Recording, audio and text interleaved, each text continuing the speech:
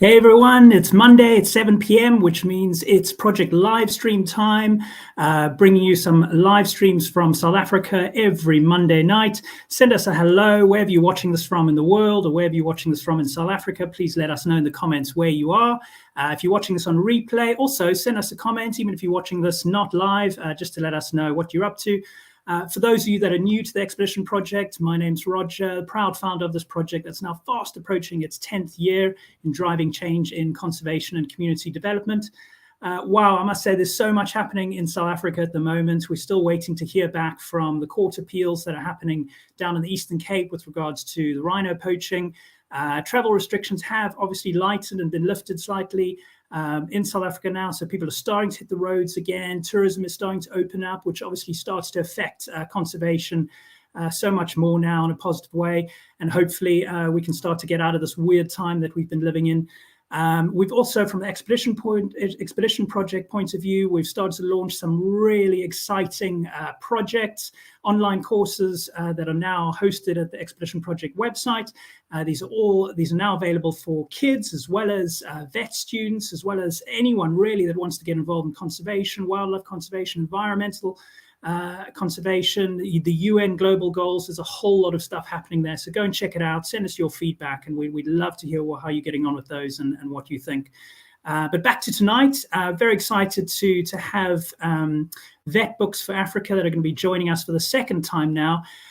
What I really like about these guys, and what I found resonates so much with me, and I find so similar to the Expedition Project, is they're not just one of those sort of feel-good advertising campaigns that are doing trips around just to, self-promote and stuff like that, which is very much the angle that the Expedition Project came from several years ago. They're all about short-term and long-term impact and really repeating the things. And they've been around 27 years, so they've really starting to get a hang of what works and what doesn't work. So really interested to speak to them tonight.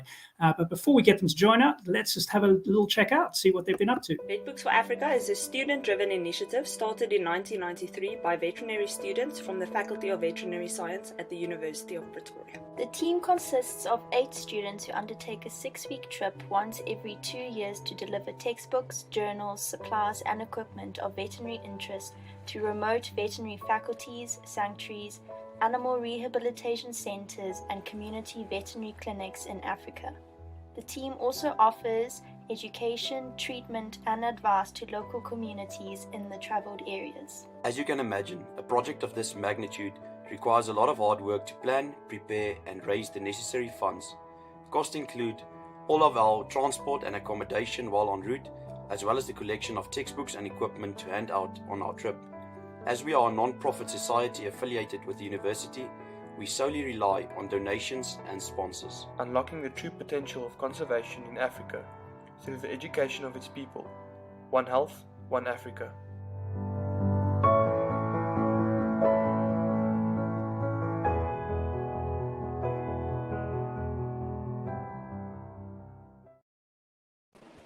So with that, I'm thrilled to have some of the Vet Books for Africa guys join us tonight. How you doing, guys? Okay? Good, thanks. And you, Roger? Brilliant, fantastic. So do you guys just want to go around and just tell us a little bit about who you are and what you're involved with regards to Vet Books for Africa? Maybe start with you, Gerard. Good evening, everyone. As Roger introduced me, I'm Gerard. I'm the current chairperson of Vet Books for Africa. I'm also a fourth-year veterinary student at the Honors Depot Faculty of Veterinary Science in Pretoria in South Africa. And I have a special interest in wildlife and production animals. Cool. Gerard, I think if we've got quite a few people tuning in from the UK, we should maybe have a UK version of how to say your name as well. I'm not sure how you can advise us here, Roger. I'm not sure. Gerard, probably perfect. Gerard for us, but thanks very much for having me. So, my name is Dean Carlisle. I'm the founder and CEO of Lessons in Conservation. So we're one of Vet Book for Africa's partners, and you'll hear a little bit more about the partnership going on. So I've got a zoology background. I completed my honors in zoology at the end of 2018 and founded Lessons in Conservation during my honors year, during the year 2018. Evening, everyone. I'm also a fourth-year student with Gerard at the Honors Depot at the University of Pretoria. So I'm also part of the Vetbooks team. I'm with another colleague of mine, part of the routes and itinerary portfolio, and we plan the route, find the equipment, make sure accommodations, everything's in order. Fantastic. Thanks so much, guys. So just a reminder to everyone watching that you can send in your questions. We're going to be talking about a few topics with VetBooks for Africa for a little bit, and then we're going to bring in Dr. Peter Rogers, who world-renowned wildlife vet and also ex-University of Pretoria, so alumni from there as well. So we're very excited to bring him in a little bit as well after we've spoken to Gerard, Dean and Xander for a little bit. But yeah, send us your questions in the meantime. Have a think of what you might want to ask these guys. I know there's some vet students watching in the UK and hopefully all over the world as well. So it's going to be really nice to get a current student perspective from these guys, as well as internationally as well, and then obviously bring in Peter as well to discuss what it was like when he was a student, as well as what he's up to right now. So Gerard, maybe start with you. It's been a while now, a couple of months since we last spoke, right in the midst of lockdown. So what's sort of changed in your mission and your focus now for what you guys have been doing? So yeah, thanks, Roger. It's become such a cliche for everyone to say, but 2020 definitely didn't pan out the way anyone planned, and in the beginning of the year, and even since April, it has really not panned out the way we were hoping and planning it to go. We unfortunately had to cancel our long-awaited gala dinner that we were very excited and worked tremendously hard to make it happen, and we unfortunately had to postpone it to next year, which was really sad for us. But nonetheless, we remain passionate about our mission and vision, and nothing has really changed for us in that regards. We have worked hard to make a lot of things happen in the meantime. We worked hard to keep things going and kept on having meetings online and that sort of thing. And yeah, we came to a point now where our route is planned, and we're just waiting for international borders to open.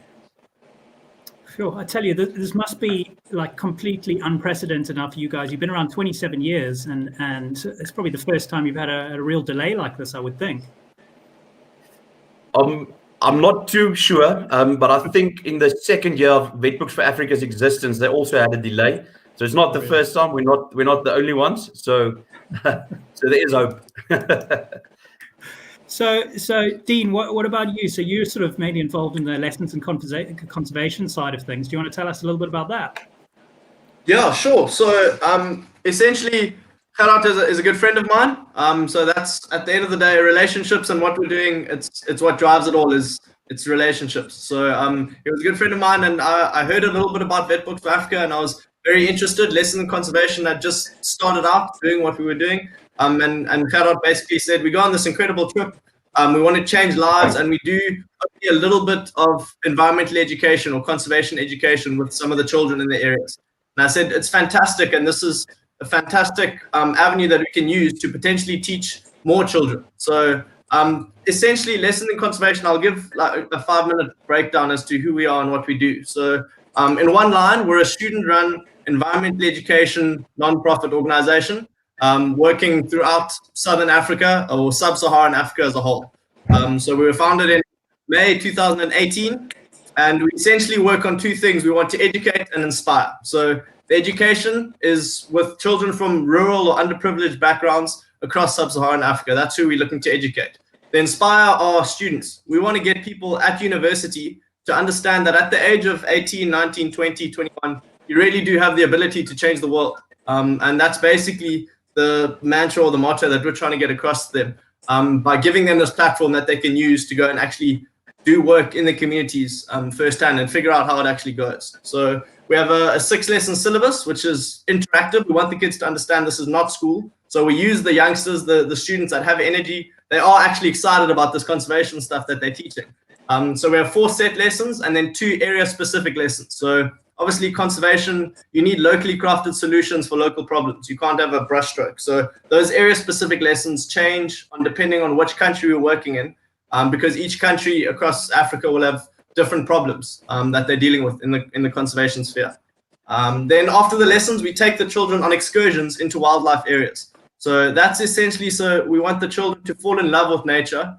We want them to learn to speak her language, essentially, and spread her story with all those in their community. So if we don't have people going out and becoming ambassadors for conservation, we feel that we haven't really done our job. So our goal is to get a whole bunch of little ambassadors to run across the African continent, spreading our message. So, and then what we do, and this is where Vet Books for Africa come in, is that we run holiday programs or holiday expeditions. So as we are completely student run, we don't pay the volunteers that work with us. So each team has about 8 or 10 individuals working with different backgrounds. Some may be zoologists, some may be educationalists, some may be accountants, because we need someone to run our finances. So basically, regardless of your background, we get students in and get them working towards a common goal. So Gerard said we could partner and potentially grow our organization into other parts of Africa, because it hadn't even crossed my mind that there's other universities across Africa. And as soon as we made this kind of relationship, we realized that now we've got a vessel with which we can reach other universities and set up teams. So that's what we've done now. We've got teams set up at SUR, the Sokoine University of Agriculture, which is on our route through VetBook. So it was through Gerard and Zander that we made these contacts.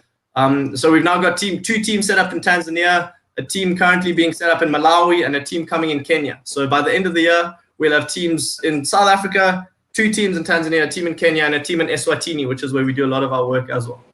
So these holiday programs, essentially, we use as an incentive for the student-run teams. So the students don't get paid, but they get paid in expeditions and unbelievable experiences. So we took Zander and one of the other Vet Books for Africa team members on a trip in December, which we called Beyond Borders, which was basically like a mini Vet Books for Africa trip. But we only went to Mozambique and Zimbabwe through Gonarozoa National Park on the way out, an incredibly wild place. And we touched the lives of about 100 children there. And essentially, this relationship really does excite me, because the Vet Books team need all of 2 years to plan and execute what they're doing. And obviously, they learn skills as they go. So 2 of their team members will be joining us on this big trip we do in December every year, which really is exciting, and it just obviously enhances the partnership.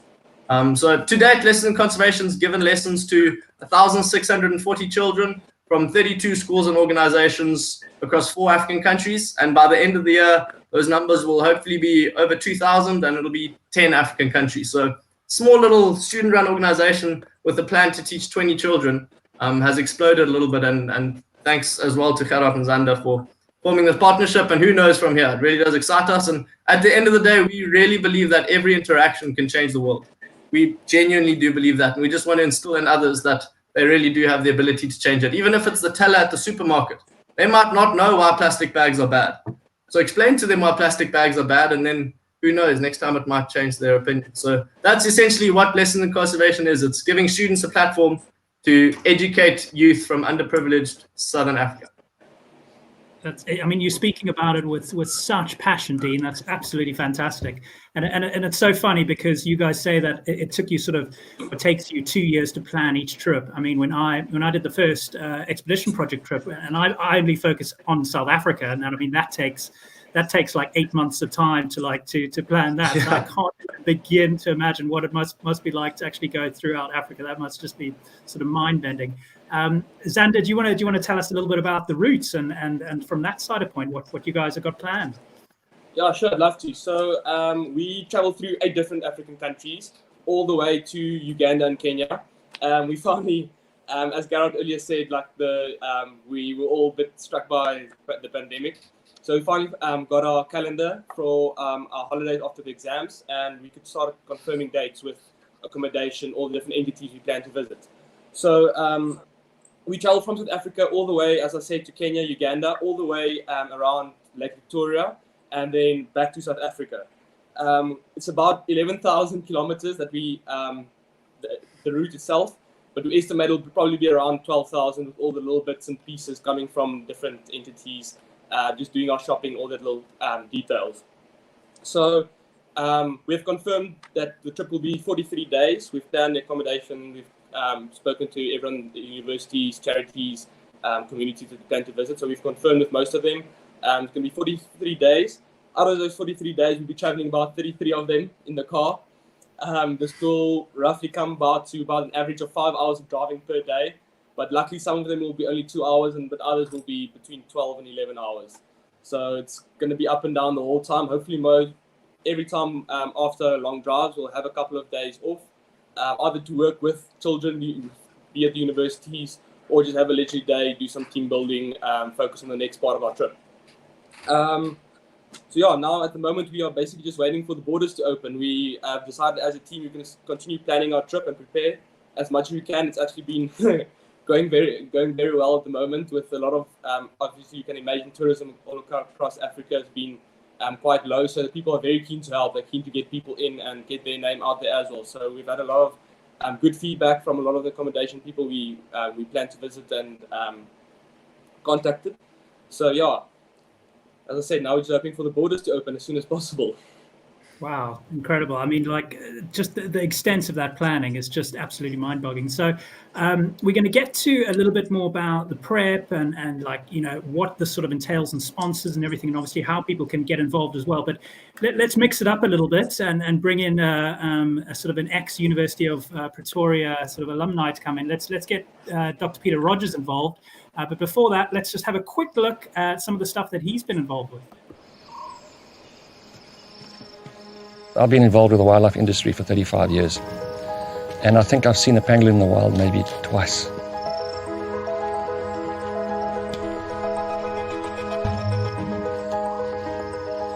They're very, very shy, and they're nocturnal animals, so it's a privilege in a way. It's not something people see every day.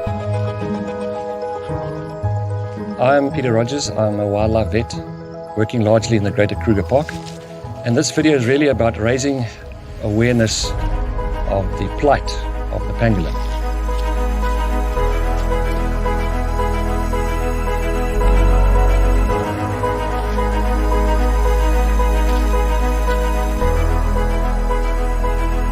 To poach a pangolin, you know, once you've got a pangolin in sight, it's got no defense mechanism in which to ward a person off. You can simply just go and pick it up. And then what they do is they keep them in containers, sometimes for weeks, until they find a suitable buyer.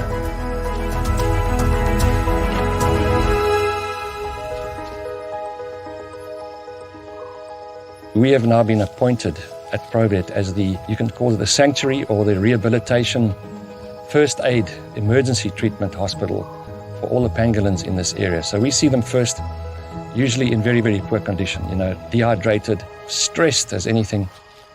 And it's up to us to get them back to where they're actually in a fit state to be released again. This little pangolin's name is Aura.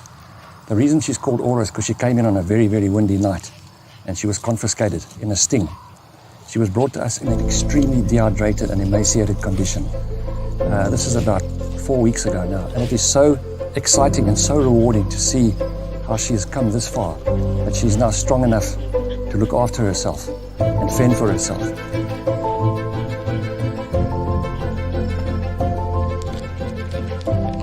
She's just digging for food and eating ants. I mean, they eat thousands and thousands and thousands of ants every day.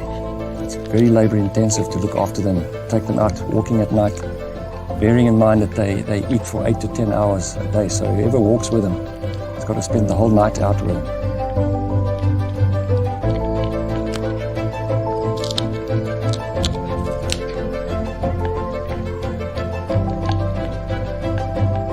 You see a success story like this, it makes everything worthwhile. And this is why we do what we do. This is not a 9-to-5 job. This is my hobby, and it's my passion. And I live my hobby.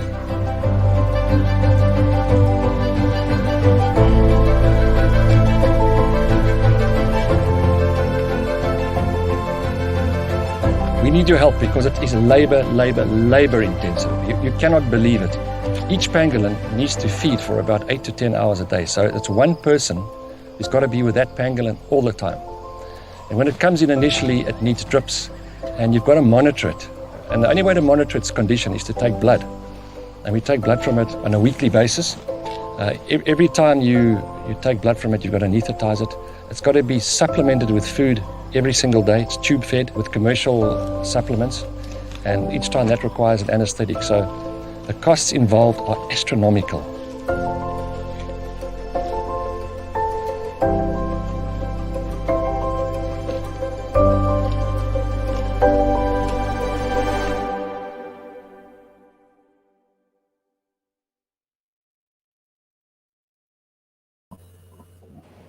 With that, thrilled to have Peter joining us once again. Hey, Peter, how are you? Hey, Roger. Good, thanks. How are you guys doing? Good. Fantastic. Thanks so much for joining us. That video, I tell you, it's absolutely incredible, and never get tired of watching those pangolins. They're the most fascinating animals, aren't they? Yeah, it's amazing. We've just got 4 in our care at the moment, and unfortunately, we had to euthanize one today because she just didn't do well at all. She was released in a reserve just a bit north of here, and she got harassed by a male.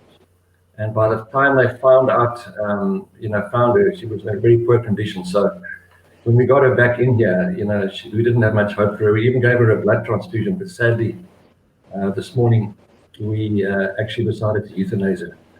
It's interesting to see that each pangolin's got its own personality. You could see that one in the video. Aura was very, very relaxed, but some of them just run like crazy, So that each one, there's no sort of stereotype. Each one's got its own personality.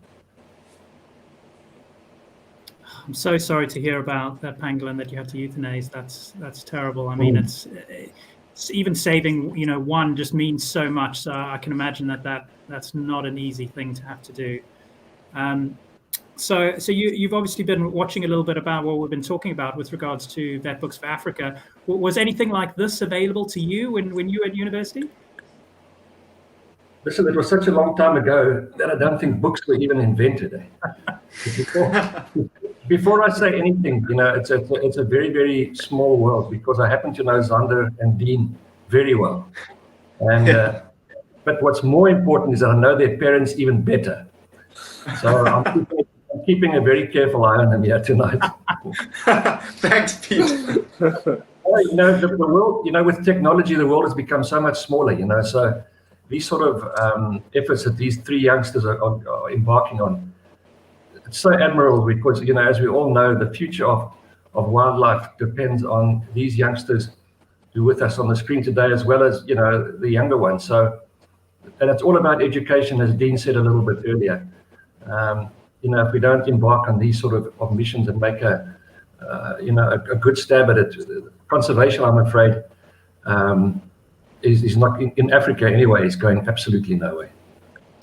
Yeah, 100%. I mean, the sort of the work and the efforts that goes into the planning, and it really comes through the sort of the short-term impact and the long-term impacts, because each year Vet Books from Africa, every 2 years, and I say, can learn from the successes and mistakes from the previous year and just keep growing, which is something that's so important to me for these kind of trips and projects, not just to be once-off things. You so often hear about trips where people have the best of intentions and will go out and do a trip, and it might just be one trip and then that's it, but the fact that these guys are repeating it over and over and can really build on each trip, I think is absolutely fantastic, and something I'm so behind. Before we get back to just asking Vet Books for Africa guys a few more questions, Peter, are there any stories that come to mind when you were actually at university that you found so useful in developing your skills, or kind of getting you even more inspired about what you were about to do as a career? The reason I ask is, obviously we've got students from the UK watching this, we've got students from the US watching this, we've got present students in Gerard, Dean and Zander, and then we've got obviously a past student like you. So I'd love to hear, even if it's just one story that you might be able to tell us. Yeah, well, I was a bit of a dummy. I wasn't one of the bright guys, so it took me a few years to get into the veterinary faculty. So after my second year of BSc, my dad said to me, listen, he's sick and tired of paying for my holidays. I've got to get a holiday job. And fortunately, my dad's wife, she used to work in the Kruger.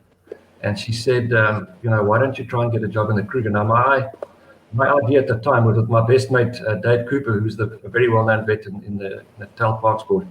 We were going to start a production animal practice here in Hoedspruit. But anyway, I was very fortunate to get involved in Kruger as a student, and that fueled my interest really in the wildlife side of things. And that actually inspired me to go into the conservation side of things.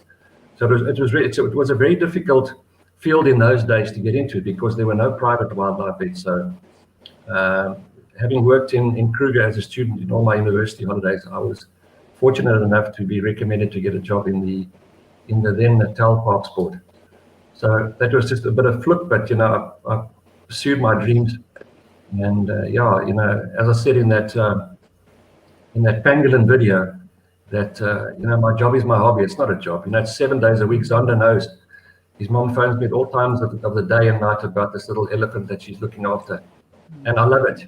There's no time that somebody cannot phone me, and the more pressure and the more chaotic things are, the more I thrive. But it's got to be this sort of field that Dean's involved in, and Gerard and Zander and myself, or what they want to get involved in is it's a passion. It's not a 9-to-5 job. It's a way of life. If you want to make money, you're in the wrong game. Thank you so much. Just out of interest, because you're obviously working around Kruger so much, have you noticed a big difference now that there's been so little tourism going on? I mean, are the animals acting differently right now? What happened was that in Kruger, for example, and the greater Kruger, or largely Kruger, that the rhino poaching, I think it was in April, there wasn't one rhino poached. And the reason for that was because there was so little activity in the park. And really brought home that most of the poachers come in vehicles. They come in through the main gates of Kruger, and they are dropped off in the park, and then they walk out. So the lack of activity, I know I saw some videos on the Skukuza golf course of a lion kill and hyenas, riding around on Poiki number 9 or something. So I think the animals were a lot more relaxed, and it's just the thought that a lot of these roads in Kruger are dust. The cars cause a lot of dust, so that the food on either side of the roads are not pretty palatable. So I think in that time the animals were allowed to come closer to the roads and eat, on the road and that. So yeah, it had a side effect, a very good side effect on the rhino poaching. But of course now the rhino poaching is back to full steam again, and the pangolins. It'd be interesting to see in the next few months as tourism slowly starts to open up, how that's going to affect animals and general ecosystem and stuff. It'll be very interesting actually to see. Shall we bring it back to VetBooks for Africa? Why don't I show a few photos now, and you guys can actually talk us through some of the stuff that you've sent in. So you sent us this one. Is this one of the vehicles that you actually go on the trips with? So thanks, Roger. So this was on the 2018 trip. I believe this picture was taken at the University of Zimbabwe. So the 2018 trip had a problem. They couldn't find vehicles. So this is actually a vehicle from one of the committee members' father. So they had to look after it really specially. And so but this is a typical drop-off and the typical vehicle, how it will look with the stickers and the trailers to get everything accommodated and that sort of thing. So if any volunteers join in, presumably you're just stuffing them in the trailer there somewhere, right? That's where I sleep. Okay, let's have a look at this. So what's happening here? So that's the university in Uganda, the Makerere University. And yeah, as you can see, there's also a book handover that was done. And they just took a picture, I presume, with one of the students there next to the bus that was obviously very happy to receive some educational material. So is this the kind of numbers in sort of people that be going on the trip? Is this the kind of is sort of what we'd be looking at? So this year, permitting borders open, will be the biggest trip yet. Will be 10 people going. The previous trip was 9, and the trip before that, and the couple preceding that, was just 8 people on the trip. So this year we're pushing for the stars. We're going for 10, and hoping everything fits and everyone gets along on the 6 week long journey. So challenges lying ahead, but we'll overcome them and definitely push on. Okay, and this is Nairobi, is it? Yes.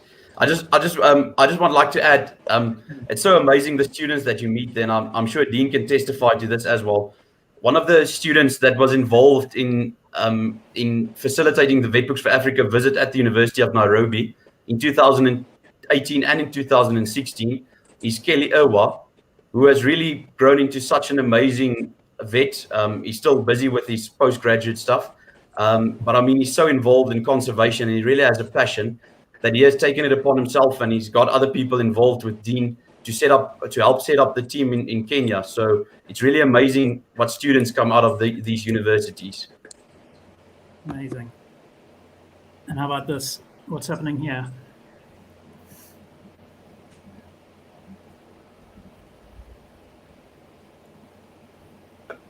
Yeah, and I believe that is a charity handover where they handed over some equipment and also some books and articles that the charities required.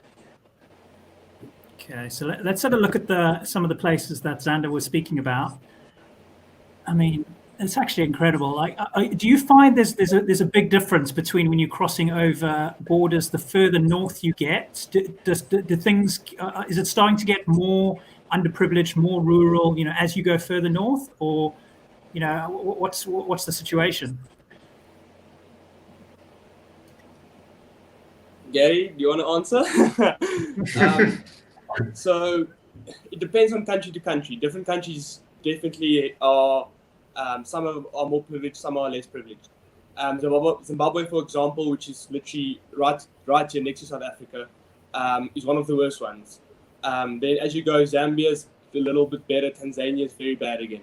So it definitely depends on country to country. We don't visit Rwanda, but Rwanda's, I don't know if you guys have heard, but the amazing things that the country have done for conservation.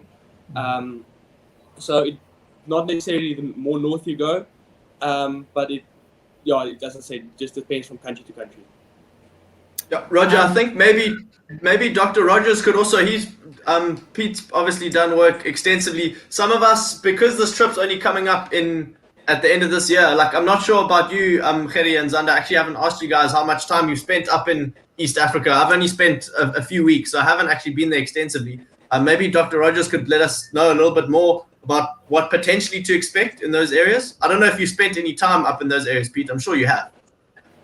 Yeah, I've spent some time in Kenya and Malawi, Gabon, Ivory Coast, but very short stints, Dean. So it was very difficult to form any sort of opinions. I must say, Malawi, I did spend some time there when I was still with Natal Parks. I spent 2 stints there. And the thing is, the problem, and of course, Josh, my son Josh, he spent last year in Malawi as well, in the Wandi National Park doing his prac. And the big problem is the encroachment of people into these protected areas, the reserves and that. So, you guys, and you were speaking about it just now, Roger, that the continuity in this education that Dean and Gerard and Xander are doing, once off is not enough. It's something that's going to have to carry on from generation to generation. It's all about education, and it's the same with the pangolin. And it took me a while to persuade the people, but to be very honest, there are like 300,000 pangolins being poached every year. To save one pangolin, you're not saving the species. So when you've got that pangolin, you've got to take every opportunity to educate the community, whether it be the local schools or whatever. You've got to involve people that can see the animal and appreciate and learn about them. Just to rehabilitate one pangolin at a massive cost is not going to save the species. So it's all about continuity and education. And I'm very worried about the pressure of on the boundaries of these reserves that Dean and the 2 vet students are talking about. But you find Gerard was talking about that one vet student. You find these jewels every now and again, and it just makes it all worthwhile that you've at least got one guy that you've converted. We've got to go through, and it's up to these young guys to carry on what we've been fighting for all these years. If you weren't working in South Africa, where you are, Peter, which sort of other country in Africa do you think would be second on your list to actually spend a lot of time and work? I would like, probably, I don't know Mozambique very well. I've worked a bit in Zimbabwe, but I've worked also in Botswana, a lot in Botswana and Namibia. Those 2 countries appeal to me quite a lot. But the conservation efforts, we've got a big veterinary network, and the guys are doing some really, really good work. And funny enough, I just heard today, talking to one of my colleagues, Cobus Rath, that we've been unable to get permits to relocate leopards to these countries. I took some leopards many years ago to my Jetty Reserve in Malawi, but since then, permits to relocate them have just come up against the brick wall. And today I heard from Quibus that permits to take them to Gorongosa Reserve in Mozambique have probably been approved. So that's a step in the right direction, and it's all about communication. Between people like Dean, who'll be doing the work on the ground in the reserve as an ecologist or something, and the contact with youngsters like Gerard and Zander. What I really like seeing is this sort of this link between Dean on the zoological side and Zander and Gerard on the veterinary side. So it's all about, again, communication. And a lot of exciting things can be learned and traded, information traded, especially with this new technology like now. I mean, I'm speaking to you from jail.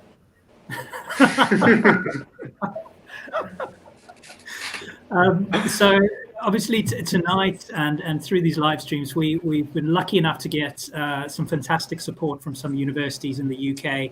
And I'd like to hear maybe a little bit from you, Dean, just briefly.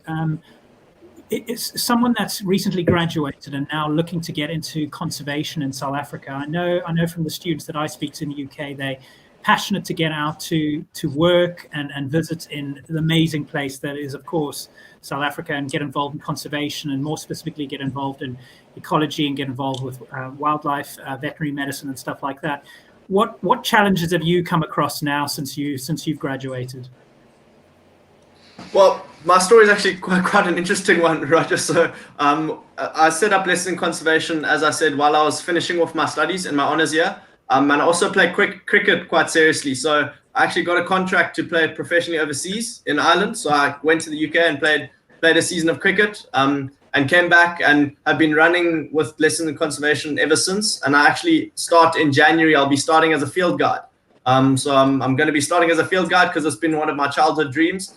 And I still believe that it's a good way to reach many people with influence. Working at one of the top end lodges in South Africa, you can reach people who then have reach to reach a lot of people and money behind them who can make a difference. So I'm going to be guiding for a while, and then I'll be going full time into lessons in conservation. So people coming from overseas, essentially one of the really exciting things that we have going at lessons in conservation, or are starting at the moment, is that we understand that students all over the world have this burning desire to go out and explore the wilds that are Africa. They hear stories and they see movies and all of those incredible things. So our plan is actually to set up volunteer programs. So during the summer holidays, whenever they may be, we'll have teams set up at different universities in the States and in the UK. So during the months outside of their summer holiday, they can be either going out and educating children in their particular sphere about some of the conservation problems, and then they'll come out to Africa on an incredible 5-week trip, not too dissimilar to the VetBooks trip actually, and visiting Kenya, Malawi, and Tanzania, and seeing some of the incredible work that we're doing in those areas. And hopefully they'll go back changed people, because those kind of experiences as an individual is very difficult to set up, because you need to know someone in the country. It's quite difficult just to arrive and hope that it'll all work. So we're hopefully going to be setting up these trips, which will allow people to get an inside view into what's happening in these areas. They'll be going to Ngorongoro Crater and Lake Manyara and some really incredible places across the African continent. Some of the world's wildest places in Botswana as well, in the Delta, like Pete said, an incredible place. So we're hoping to offer these experiences to get the people excited, and then they'll also be meeting people in these areas. So at the moment, you need to know people to get into the industry.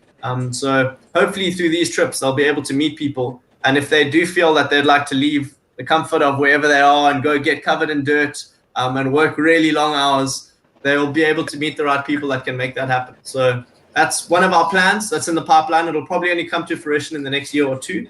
But we haven't forgotten about the Europeans and those from America that want to come out to Africa and experience the wilds. I'm sure Pete could talk for hours about the stories that he's had in these incredible places. And as he said, it's a hobby. So hopefully we want to show more people the incredible things that are out there. Awesome. Keep us updated on the progress of that. That sounds phenomenal. It sounds really, really good. Gerard, so what's happening sponsor-wise? Are you guys all sorted? Presumably that's impossible to ever be 100% sorted, is it? Yeah, Roger, that's a difficult question. So yeah, like you said, we'll never 100% be sorted. But I must say it went quite well. We were quite diligent in starting the first year of our term. We started aggressively hunting sponsors, and we We landed a couple before this COVID pandemic struck. So it's going well. We really can't complain. I think we're better off than the last committee was. So things are going well, but I mean we are reaching for higher heights, even higher heights. So even more money would be really, really greatly appreciated, which is so difficult to achieve in this difficult economic climate. But I must say we really can't complain. We even during this COVID pandemic and the economic climate being as it is, we managed to land 2 new sponsors, which was really great for us. And then the best news of all is Mazda South Africa has agreed to give us vehicles for our trip. So we're just awaiting the final details of that deal, and then we should be sorted on that front as well. So yeah, all in all, we really can't complain. That's amazing. Please let me know how you sorted out Mazda. I'm in dire need of a new vehicle myself, so that'd be great. That's amazing. Well done, guys.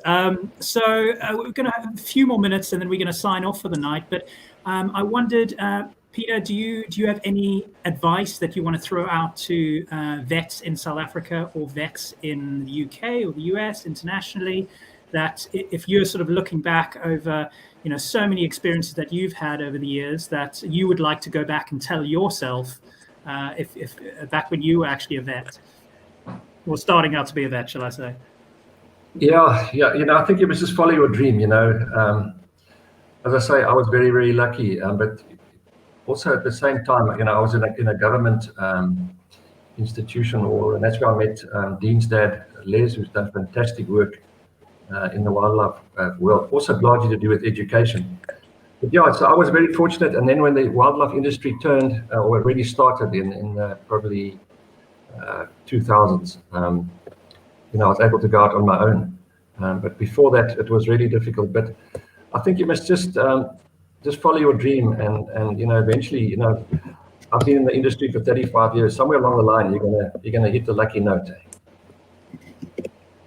Fantastic. So we've just got a question come through. Maybe Xander, you can answer this one because the person's got a similar name. Besides the dropping off of veterinary books, what are some of the other goals that you'd like to achieve with the Vet Books for Africa trip? Okay, so I'm going to start off with the books. Where a lot of photos and a lot of all the stories that the previous committees told us. When you go into most of the universities that we visit, into the libraries, all the books have, when you open them, a Vet Books for Africa stamp. And it just shows most of their libraries consist of books that were donated to them by previous committees. They don't normally have the textbooks and stuff that we get here. And that already is a major thing for us. So we would still like to do the books and keep on giving them books as much as we can. But a major thing as well is equipment. They need a lot of equipment, just from suture kits that they can practice on, and to stethoscopes that they can one day use in their practice. A lot of the universities themselves, for research purposes, they've asked for more expensive equipment that I don't think at this moment we'll be able to give them. But we are trying, and we're hoping to maybe one day get those equipment. But we really want to involve this community-based focus as well, like with Dean and them. We have started previously with small educational classes. We've with Kingsley Holgate Foundation, we've done some rhino and elephant art that we wanted to do on the trip. And now when Dean and them came on board, this will just be another whole new area that we can expand into, which will be amazing. So as Dean said, with the education, we don't care which type of education, from university students to small kids. At the end of the day, we aim to improve conservation or get these people into conservation. Awesome.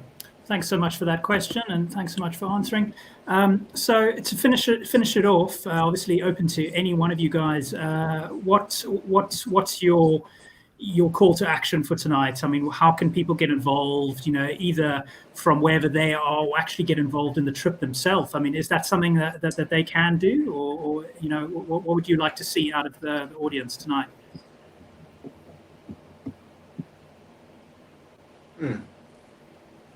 Gerry, do you want to say something first?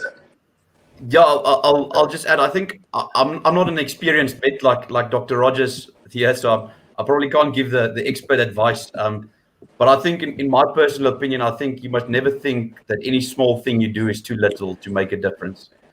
Small things add up to big things, and I think people must just, even if you do a small thing for conservation, it will add up to something, and in the end make a huge difference. If you give a small amount of money to someone who really makes a difference, it will make a difference. So yeah, that's just my piece of advice. That's fantastic. And so how can people get involved with VetBooks for Africa? What's something that they can do from wherever they are in the world? So I'll give over to Zander now, since he's so greatly involved with HESC. He'll just give you a little bit of update. We have some exciting things there. But then I'd just like to mention we are partnered with WCT, the Wildlife Conservation Trust, and under them we have a crowdfunding page on Global Giving. And between the 14th and 18th of September, they're running a little by little campaign by which people can literally donate the least amount of money that you want to, and they match it with their own funds. So you basically get double the amount of money that other people that you personally would have given. So that would really go a long way in helping us achieve our goal. And then Zander can just give us a small overview of the HESC experience. Okay, so we have been, as we are only a committee of 8, we unfortunately cannot take more people into Africa every single time, just obviously space constraints and funding. We have been thinking a lot about how we can get people involved in VetBooks for Africa, trying to get them involved in a way that they can help and helping them. So we actually found a very nice way. We partnered with Hoedspruit Endangered Species Trust, which is a conservation center in Hoedspruit in Limpopo in South Africa. And we partnered them to give people a wildlife conservation experience. So by raising $500 for VetBooks for Africa, in any way possible, they can go to HESC for 5 days, food and accommodation included, and then help with the care of the animals. And very coincidentally, as Dr. Rogers also here, he is the main vet working at Hoedspruit Endangered Species Center. So in observing any veterinary procedures that they do at the moment there, as well as I said, taking care of the animals for that 5 days. So in this way, we help fund us for the trip, but we also give back in a way that they can get some experience into conservation.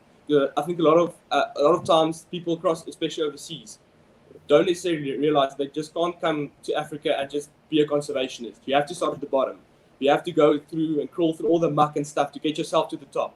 You have to go through all the difficult times, scoop the poo and start at the bottom and work yourself to the top where you want to be. And this, I think, in my opinion, as Dean and Garrett really said, building relationships. This helps them build relationships, gain some basic experience, and have them realize what they actually want to do in conservation. That's amazing. Thanks so much. So anyone wants to find out more about VetBooks for Africa, we do have a VetBooks for Africa page on the Expedition Project website. All their additional details are on there as well, so you get redirects to exactly some more information about them. And obviously feel free after this live stream, if you're watching in replay, to post any comments or any questions you've got, and obviously one of us can get back to you with some answers. But go and check them out. I mean, it's super amazing what they're up to. Gerard, Dean, Zander, Peter, thank you so much for joining tonight and chatting with us. It's been so interesting hearing what you've been up to and what you've overcome to actually get to where you are right now. And hopefully we can check in again in a couple of months and get another update. That'd be great. Thanks a lot, Roger. Awesome. Thanks for your time, Roger. No, thank you guys. So just as we're signing off now, I'm just going to give you a little bit of a snippet of what Peter and myself have been up to with regards to some online courses that's super relevant for what we've been speaking about tonight. So we're starting to release some really fascinating wildlife veterinary online courses. A lot of it's focusing on clinical EMS, which is amazing. It's had some rave reviews so far, and we're so proud of the work that we've been doing. So we're going to give you a little snippet of what we've been up to, and then after that, that's game over for tonight. So thank you everyone for watching. Really been a pleasure as always. Keep sending us your questions, and we'll see you again this time next week. Thanks so much, everyone. Thanks.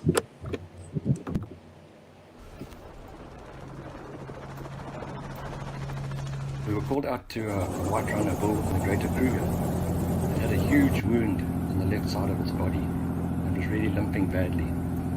We darted it from the helicopter. I used a low dose because I wasn't sure as to the severity of the wound, and he took a long time to react. And then when he did react, he didn't go down, so we had to approach him carefully. I didn't want to dart him again, So I approached him with a blindfold, and he didn't react too kindly to that.